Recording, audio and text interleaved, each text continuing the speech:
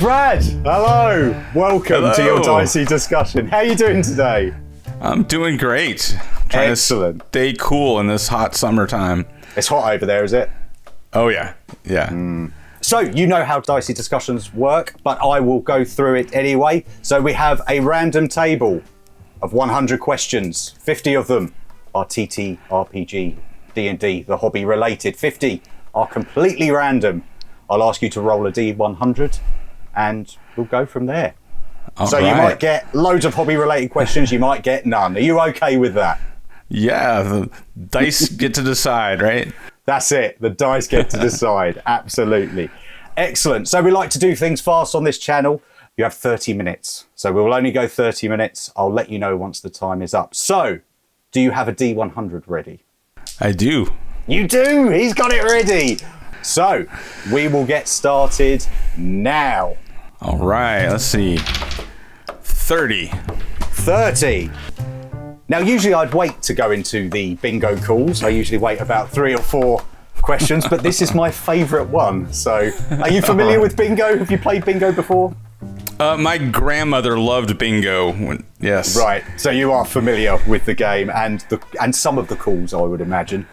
So this one is Dirty Gertie 30. Dirty Gertie. That. So the question is, what is your favourite word? My favorite word? If we just go by sheer volume of use, it's probably awesome, because I was a kid in the late 70s, early 80s when that became a thing, and it's just it's been ingrained in my brain. That's just stayed with you forever. Yeah. I'm going to be honest, you'll probably hear that word a lot today in this interview. I do tend to say it a lot. So, awesome. Yeah. So, let's get another roll in. Let's do it. All right. 40. 40. Life begins. 40. What would you pick as your last meal? My last meal. That's a good question. Probably a really good steak. Yeah. Yeah. Yeah. Any specific cut of steak that you would prefer? Probably like a filet mignon, something, not excessive, nice and just quality. Yeah. Just the steak, or you having potatoes, green beans, that sort of thing with it? I feel like you have to have potatoes with steak. Like, that's a given. You can't have potatoes. Can't have steak without potatoes. Yeah. Yeah. And then probably like a really good craft beer to wash it all down. Oh, nice. Brilliant. Cool. Let's get another roll in. Let's do it. All right. Let's see. 69. 69. Favorite of mine, 69. Best piece of advice you would give a new player? Don't try to figure it all out. Just have fun and enjoy your character. Tell the DM what you want to do, and they'll handle the rest. Like, don't worry about knowing the rules. Just enjoy playing the game. Absolutely. Perfect. Awesome. Cool. Let's get another roll in. Let's do it. All right. 76. 76. Trombones, 76. I'm not sure why. Do you collect anything that isn't TTRPG related? I think 76 Trombones was a song like way back in the day. I think that's where that comes from. Yes. Excellent. I love it when a guest can say, well, actually, this is why. We've had it before. I love it. Things I collect outside of RPG stuff. Which it's very adjacent, but I also play like skirmish games, like tabletop skirmish games. Yeah. Used to play Warhammer 40K back in the day, but I've moved away from the Games Workshop stuff to more independent, smaller, fast-paced games. Yeah. Like Frostgrave and Space Station Zero and that sort of stuff. So a lot of the models that I have for D&D overlap with like Frostgrave and that sort of thing. So it's kind of like two hobbies in one. Yeah. I've never played Frostgrave, but I have so many Frostgrave minis that I've just bought because they're cheaper.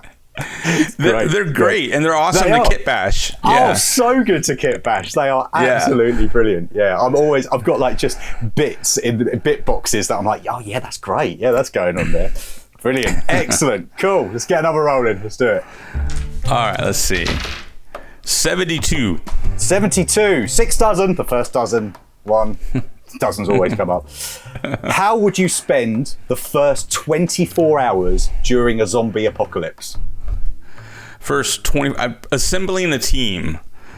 I feel like you're not going to survive the zombie apocalypse as a lone wolf. You've got to have people watching your back. So I would be assembling a team. And since I live close to a military base, I think the first thing we do as a team would be to try to get there. Get in there, get supplied, or fortify. Yeah. Right, yeah. Amazing. Okay, yeah, good answer. Absolutely. You've definitely had a think about that, haven't you? At some point. Well, I've always said my best skill for a zombie apocalypse is not physical in any way. It's my moral ambiguity. Like when it comes to zombie apocalypse, I'm not going to have moral qualms. It's like me and mine are going to survive. I don't know who you are, but that's it. Cool, excellent. Let's get another roll in. Let's do it. Let's see. 40. 40. Bear with me while I just flick the pages. Here we are. Life begins. We've done 40. Oh, we've had our first double. So early on as well, Brad. So early on. So let's get another roll in. Let's do it. All right. 7. 7. Oh, nice and low. Excellent. Going low this time. Lucky 7. Lucky 7. What's your favourite set of dice and why? I don't have a favorite set of dice. I usually buy dice in like groups. Okay. Because as a dungeon master, I feel like I need at least 6 sets of dice. Okay. Yeah. So I'm not like a big dice goblin where I have just like hundreds of dice. Mm-hmm. I will buy 5 or 6 sets that all have kind of a theme to them. Okay. And then when I go to the theme route. Right. And then when I get tired of those, I'll give those to a new player and buy myself 5 or 6 new sets of dice. Yeah. So yeah, I don't hang on to dice. No, you're not. Like you say, you're not a dice goblin. You're like, let them go. Once the time is done, off you go. Yep. Go forth, my children. Bring pleasure elsewhere. Yep. Excellent. Cool. Let's get another roll in. Let's do it. All right. 11. 11. Legs 11. Oh, that's a classic over here in the UK. What do you find hardest about being a GM/DM? Hardest. Oh, I would say the hardest thing is like not letting your creativity derail your current campaign. It's so easy to see like a new product or a new book and think, ooh, that's going to be my next campaign. But you start stewing on the new stuff and it becomes a distraction. And next thing you know it, as soon as there's like somebody doesn't show up 2 times in a row, you're like, oh, this campaign's over. We got to like start this new campaign because I really want to play that. Yeah. Yeah, I've been there. Or I've been really stuck into something and then the game is the next day. I'm like, oh God, I haven't prepped yet. Right. Okay, quick. Go away, you. Let's get another roll in. Let's do it. All right. That's a 35. Jump and jive, 35. What was your, I've been playing my character wrong moment? So has there been that moment where you've gone, I've been doing that wrong?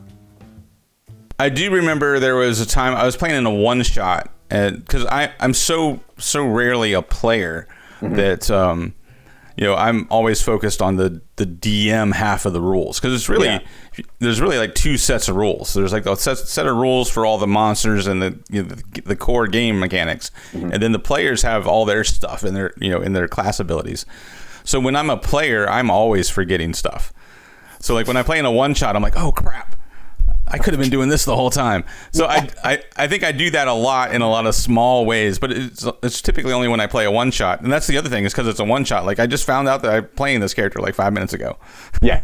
You haven't built it, like proper built it up or anything, have you? So yeah. I mean, I'm going to be honest with you, Brad. I think that happens a lot anyway. I've been in campaigns sometimes for years, and I don't know, some guy's playing the monk and he's like, oh, I can actually do this. Yeah, we're level 6, man. Come on. What? Jeez. Yeah, my last campaign, I had in his defense, he's a new player to the game, but a ranger who didn't realize he could cast spells until he was like 5th level. I mean, that is something. That is something. Cool. Excellent. Let's get another roll in. Let's do it. All right. 50. 50. Half a century. How long do you think you would survive alone in the wild? Not long at all. No? No. Like 20 years ago, I would have been like, yeah, I can do just about anything. But no, not anymore. I'm old and slow. I'm gonna get I'm gonna get eaten quick. You'd be spotted straight away. Yeah. Take him out. He's weak. Okay, let's get a number on it. I'm interested because I know the answers to other ones. So let's, is it hours? Is it days? Is it weeks? I don't know. How long can you survive without food? I was like, 3 weeks. 3 weeks. Okay, so yeah, my cap would be 3 weeks, but I'm probably going to give it like a week at best. Yeah. So someone did leave a comment. I think it was 3 weeks without food, 3 days without 3 days without water, 3 minutes without air. Gotcha. Breathe. Okay, that's good. Thank you, that's comment good to section. know. Yeah. Excellent. Cool. Let's get another roll in. Let's do it. All right. 83. 83. Time for tea. What's the most expensive piece of TTRPG paraphernalia that you've bought? Most expensive piece. I'm like looking around my room here. I have a dragon miniature that's probably, it's the huge size black dragon. I think that was probably the most expensive individual piece. Do you remember how much that was? I don't mean to sound rude when I'm saying that. I'm just curious. Or will you get in trouble? I don't want to get you in trouble or anything. No. I think that one was like maybe it was only like $40. Oh, okay. I'm kind of a bargain shopper. I cannibalize a lot of board games for my miniatures. Yep. Yeah. So absolutely. Yeah. I do think you are. This is that's. I'm going to be honest with you, Brad. That's low for this channel from some of the other answers we've had. Yeah, I'm kind of stubborn in that regard. There was one time, now, like I said, I play a lot of like skirmish games. There was when Colossus and Magic came out for the Marvel Crisis Protocol game. I wanted those models so bad and they were available in Europe before they were available in the US. So I ordered it off of eBay from some guy in like Poland or something like that. And that was probably the most expensive miniatures because I paid like 3 times what that set was worth. But you got them, right? I got them. Yeah, I have Colossus. Excellent. Cool. Let's get another roll in. Let's do it. I think we already had that one. 80? No. Oh, okay. 8 and blank, 80. What song do you want played at your funeral? Probably because it was like one of my most fun memories of my wife. It would be Led Zeppelin's Immigrant Song. Oh, nice. Yeah, we were getting ready for a fundraiser that had a British invasion theme to it. So I was playing like a British invasion playlist. And she comes out of the bedroom after getting ready and she's like, "What is this music?" I'm like, because she's younger than me, right? And I'm like, "This is Led Zeppelin." She's like, "This makes me want to punch somebody in the face." I mean, yeah, absolutely. Which is the best endorsement of that song. 100%. That is exactly what you want. If I ever release a song, I want that to be the reaction. So, cool. Let's get another roll in. Let's do it. All right. That is a 89. 89, nearly there. What's the biggest mistake new GMs make? Trying to do too much. My campaign prep process that I recommend on my channel is 2 simple locations. Just start small. A village and a dungeon. That's all you need. You don't need to get into all this world building stuff. Likewise, you don't have to do everything. You don't have to be a great actor. You don't have to be a great world builder. Just start with what are your favorite parts of the game and build out from there. It's the best advice. Absolutely. Don't even want to make a joke about that. That's that is right, guys. So absolutely, 100% endorse that. So we're about halfway through. How are you feeling? Feeling good? Good. Excellent. Cool. Let's keep going. Let's get those rolls in. All right. 82. 82. Straight on through, 82. If you were in a band, what would you call it? If I was in a band, I was very briefly in a band in high school, and we were the Kitchen Spoons. The Kitchen Spoons. Excellent. What kind of music was this? We were like kind of pop punk, more punk than pop. But yeah, I'm a pretty big fan of like old school punk music. So I couldn't call what we were doing like real punk, but we were trying to get there. But the drummer forgot his drumsticks for our first jam session, so he used wooden kitchen spoons instead of drumsticks. So that's where we got the name from. Amazing. I mean, we won't get into a punk discussion now because that is my favourite genre of music, but maybe one day, Brad. Maybe one day.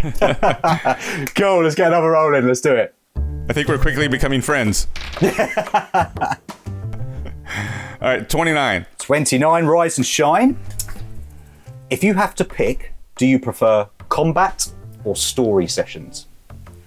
If you had to pick. If I had to pick, yeah, I would lean more on story, even though like most of the TTRPGs we play are, emphasize combat. Yeah. Some of the most fun sessions I've ever had were, role playing and story based. Yeah. For sure. Absolutely. And it always surprises me when we go a whole session with no combat, but it's always good. It's always a good surprise. Yeah, absolutely. I'm on board with you there. Yeah. I think my last one, we've gone 2 sessions without any combat. This is good. Excellent. Brilliant. Cool. Let's keep those rolls coming. Let's do it. 93. 93. No bingo call for this because it stops at 90. So, what's a D&D player cliche that's true? That's true. I know a lot of cliches get inflated and so on, but something that is actually... Yeah. That's a good one. I think you stumped me here for a second. Because my brain immediately goes to all the ones that aren't true. So the ones that... D&D cliches that are true. I mean, it's as close to any of those cliches can be to true. Like, the don't split the party is good advice. Like... Yeah. It's like, if you want your character to live, there's safety in numbers. That goes back to my zombie apocalypse answer, right? Safety Absolutely. in numbers. Yeah. Yeah. So that's mostly true. Even though I think you can have some really cool moments when you do split the party. General player advice: don't wander off by yourself in a world where that chair could be a mimic, or there could be an ooze on the ceiling that you don't recognize. Yeah. Absolutely. Yeah, if you're on your own, you're on your own. Yeah, excellent, fantastic, cool. Let's get another roll in. Let's do it. All right, 94. 94. What's the best way to dispose of a body? Well, I originally grew up in Florida, so the swamp is always kind of the go-to answer to that. Like, especially like down near Lake Okeechobee in the bottom part of Florida, or some such place, just deep dank swamp. There's something's gonna eat the rest of that body. You're Absolutely. not gonna have to worry about it in no time. I mean, swamp. That's definitely a Florida swamp. Yeah, it's gonna be, isn't it? It's gonna be brilliant. Cool. 10 minutes left. Let's go. All right, 67. Stairway to Heaven, 67. What TTRPG haven't you tried but really want to? So a game system that you haven't tried yet but are like, yeah, I really want to run that. Or play. Blades in the Dark. Blades in the Dark. And it's because I really want to play it before I try to run it. And that's the thing. It's like, I'm looking for somebody who wants to run it because I want to play it before I run it. I want to be like kind of surprised by the mechanics and kind of learn as you go with that game. I think is how I want to approach that game. Yeah, I think that would be my answer. I was thinking about that the other day. I've got it and I've read it, but I've never played it. So yeah, absolutely. Maybe one day we can play together, Brad. We'll find someone online and We'll have a game. Yeah. Listen to some punk music, have a craft beer, play some Blaze in the Dark. Go, let's get on rolling. Let's do it. All right. 48. 48. 4 dozen. Oh, we've got another dozen. If you could turn invisible, what would you get up to? What would you do? My first thought is to try, like, find some way to make money off of that superpower. Like, there's got to be a way to make money off of turning invisible. There has to be. I mean, and just outright stealing is like the obvious choice, but I think I would want to be more creative than that. Like, yeah, maybe like stage magic. If I could turn invisible, stage magic would be super easy to do, right? Oh, there you go. See, I wouldn't have even thought that. I was thinking of something boring, like, I don't know, sneaking into the stock market or something and being like, getting like loads of tips and being, no. That's probably a better way to make money, though. That's maybe a better and quicker way, but so boring. Insider trading. That's like what the politicians do, right? Like, everybody makes money that way. Exactly what they do. Much like over here at the moment with the gambling scandal. Anyway, enough about politics. Let's get another rolling. Let's do it. All right, 16. Sweet 16, never been kissed. That's a horrible one. What would be the worst name for a pet? What would be the worst name for a pet? The worst.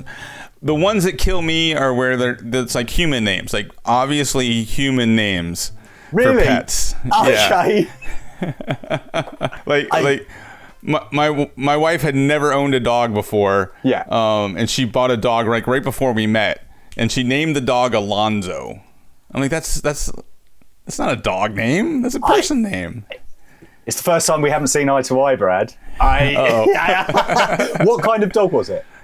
It's a mix. What is it? It's part Boston Terrier, part Chihuahua. Amazing. I love that. Which makes it, for whatever weird reason, because it has a brindle coat, it looks like a pit bull puppy. Oh my god! Oh, my heart breaks. That is so good. That's so good. Oh, I think the best names are human names for dogs. I love it when I see a dog called John or Keith. John. That's superb. Excellent. Right, let's get another roll in. Let's do it. All right, 65. 65. Old age pension. Not anymore. That is out of date, especially over here. What's the most pissed or drunk, wasted you've been during a D&D session, and did it end badly? Thankfully, it did not end badly. It was my players accused me of, because a player character did die. So yeah. I'll start with that. But it was a battle against a green dragon that they absolutely didn't need to go after. They chose the battle. They went into it in its lair, and one of them died. And it was hilarious. I mean, I think we all had a little too much to drink that night. The player character, of course, jumps on the dragon's back as the dragon's trying to fly away from them, and they managed to kill the dragon, not thinking that they're up in the air. So when the dragon dies, brilliant. And did the blame come back on you for having one too many craft beers or whatever you're drinking? Yeah. They still blame me for that character's death. Yeah, they do. But the reality is they're always trying to get extra beers in me because they think they're going to get to level up faster that way. I mean, they can think that. Excellent. Well, look, if you're watching this, it wasn't his fault. Lay off. Cool. Okay, we've got 5 minutes left. Let's get some more rolls in. 26. 26. Pick and mix. Are you familiar with pick and mix at all? I am not. So pick and mix over here is where there's little boxes of sweets in a shop. Little boxes of sweets. You have a small brown bag and you mix the sweets. Pick and mix. It's awful. I can't stand it. But yeah, awful. Very unhygienic. Disgusting. Yeah, doesn't sound great. No, it's horrible. And the sweets are always really rubbish. So the question is, will robots take over the world? Probably. I'm going to say yes. If I have to pick yes or no, I'm going with yes. You're going with yes. It just seems like it. going to happen, isn't it? I mean, Yeah. probably. Yeah. I mean, it is just a yes. And I'm probably going to be the first one to go, judging how like electronics function around me. Like my copier like my printer never works. Like I'm always having technical issues. So I think the machines just hate me. So I'll be the first one. Yeah. Yeah. As soon as they become self-aware, that's it. They've been clocking you. Yep. It's this guy. Cool. Okay, let's get another roll in. Let's get a few more in before the end. 34. Ask No More 34. What was the last book you read? The last book. I'm currently reading a graphic novel series called Something is Killing the Children. And it's a fantastic horror, action horror comic. It's awesome. Yeah. Sounds great. I'll get onto that. I've never heard of it. So yeah, excellent. Going to check that out. Cool. Let's get another roll in. Let's do it. 47. 47. 4 and 7, 47. Rubbish one. What race is your favourite and why? I like playing a human. I like being just the normal guy in this weird fantasy world. I think that's just that's a trope that I enjoy. Yeah. It's a great trope. Yeah. Yeah, I'm with you on that one. Always good to be the odd one out. So, cool. Let's get another roll in. Let's do it. 75. Strive and Strive 75. What's the worst and best thing about playing over video call? I think the best is it seems easier to schedule. Mm-hmm. You know, because people aren't driving. You don't have to but it just doesn't feel like the same to me. I just don't like playing online. Do you play often online? No.